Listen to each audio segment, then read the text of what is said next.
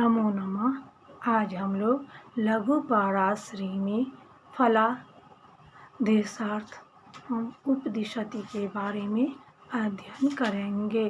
फलानी नक्षत्र दशा प्रकारेण विवृण्महे दशाविंशोत्तरी चात्र ग्राह्य नाष्टोत्तरी मता। अत्र नक्षत्रदशा प्रकारेण फलानि विवृण्महे नक्षत्रदशा वशादेव शुभाशुभफलानि प्रतिपादयामः। अत्र फलकथने विंशोत्तरी दशाया ग्राह्या अष्टोत्तरी दशा न मता न ग्राह्यत्यर्थ। हम इसमें नक्षत्र दशा के अनुसार ही शुभ और अशुभ फल के बारे में कहेंगे या ज्ञान प्राप्त करेंगे। इस ग्रंथानुसार कहने में विंशोत्तरी दशा ग्रहण करना चाहिए, अष्टोत्तरी दशा ग्राह्य नहीं है। बालकों के उपकारार्थ उदाहरण विंशोत्तरी दशा का ज्ञान प्रकार है। क्या है? प्रकार है। नक्षत्रों के दशापति उनके वर्षों के ज्ञानार्थ अर्थात कृत्तिकात् समारभ्य त्रिरावृत्य दशाधिपः सूर्येन्दुकुज राहुज शनिज्ञ शिखी भार्गवः दशा समाक्रमादेशां खड दशास्वा गजेन्दवः नृपाला नवचंद्राश्च नगचंद्रा नगा खगः नखाः अर्थात कृत्तिका से आरंभ कर 3 आवृत्ति करके 9 नक्षत्रों के क्रम से सूर्य, चंद्र, मंगल, राहु, बृहस्पति, शनि, बुध, केतु, शुक्र ये दशाधिपति होते हैं। क्रम से इन ग्रहों के 6, 10, 7, 18, 16, 19, 17, 20 ये वर्ष दशामान होते हैं जो उपरोक्त चक्र में स्पष्ट से मिले।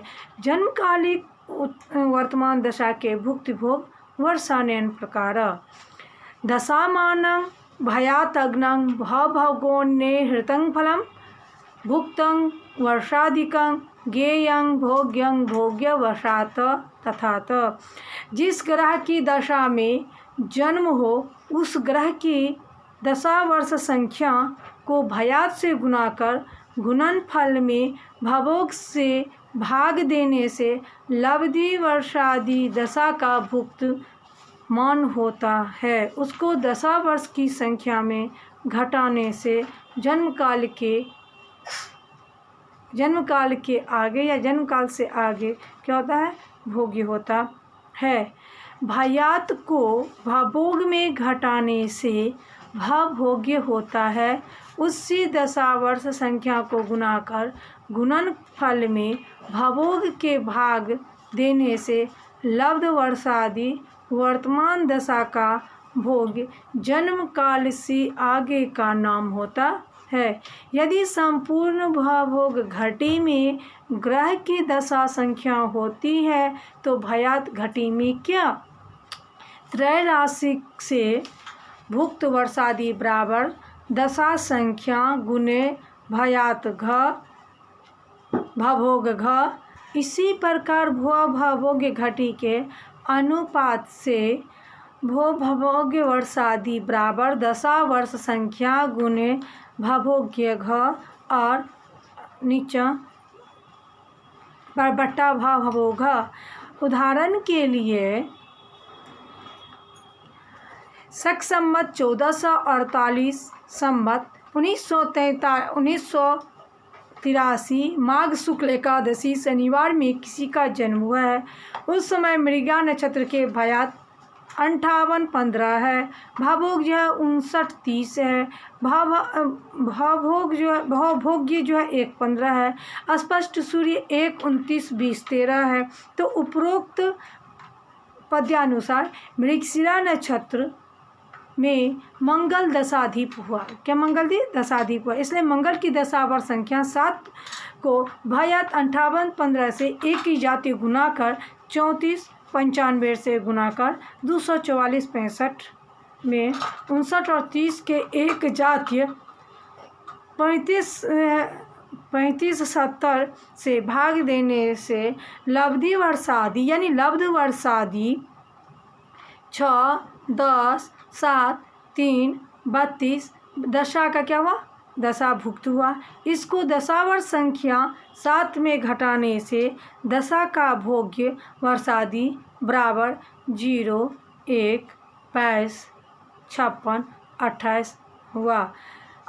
भावभोग 1 15 के एक जातीय 75 पल के दशावर्ष संख्या को 7 से गुना करने पर 525, इनमें भावभोग 59 30 के एक जातीय पल 35 70 से भाग देने से लब्धि वर्षादि 0 22 56 28 दशा का भोग वर्षतुल्य ही हुआ। क्या हुआ, वर्षतुल्य ही हुआ।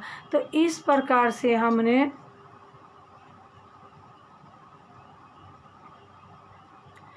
जिस तरह की महादशा में प्रत्येक ग्रहों की अंतर्दशा जानना चाहिए, उस ग्रह की दशावर्ष संख्या को अलग अलग प्रत्येक ग्रह की दशा संख्या से गुना कर गुणनफल में 120 के भाग देने से लब्ध वर्षादि ग्रह की अंतर्दशा का मान होता है। अंतर्दशा पर से प्रत्यंतर दशा और प्रत्यंतर पर से विदशा, विदशा पर से उपदशा आनयन होता है। तो इसकी उत्पत्ति यह है कि प्रत्येक ग्रह की दशा में 9 ग्रहों की अंतर्दशा होती है, वह भी अपने अपने वर्ष के अनुसार होनी चाहिए। इसलिए सब ग्रह के दशावर्ष योग 120 में इष्ट दशामान हो तो अलग अलग ग्रहों को वर्ष संख्या में क्या होता है, अनुपात से इष्ट दशा में अंतर्दशामान इष्ट दशा गुने ग्रह दशा बट्टा 120 सिद्ध होता है। रवि की दशा में रव्यादि सब ग्रहों की अंतर्दशा साधन करना है तो रवि की दशा वर्ष संख्या 6 को रवि की वर्ष संख्या 6 गुना कर गुणनफल 36 में 120 के भाग देने से वर्ष 0 और वर्ष शेष 36 को 12 से गुना करने पर गुणनफल 36 गुने 12 बटा 432 में 120 के भाग देने से लब्ध मास 3 मास शेष 72 को 30 से गुना कर 2160, इसमें भी फिर 120 के भाग देने पर लब्धि दिन कितना होता है, लब्ध दिन 18 होता है। इस प्रकार रवि की दशा में रवि की अंतर्दशा वर्षादि 0 3 18 0 0 हुआ। रवि की दशा को चंद्रादि ग्रह की दशा संख्या से गुना कर 120 के भाग देकर वर्षादि अंतर्दशामान होता है, जो बालकों के उपकारार्थ में स्पष्ट है। क्या है, स्पष्ट है।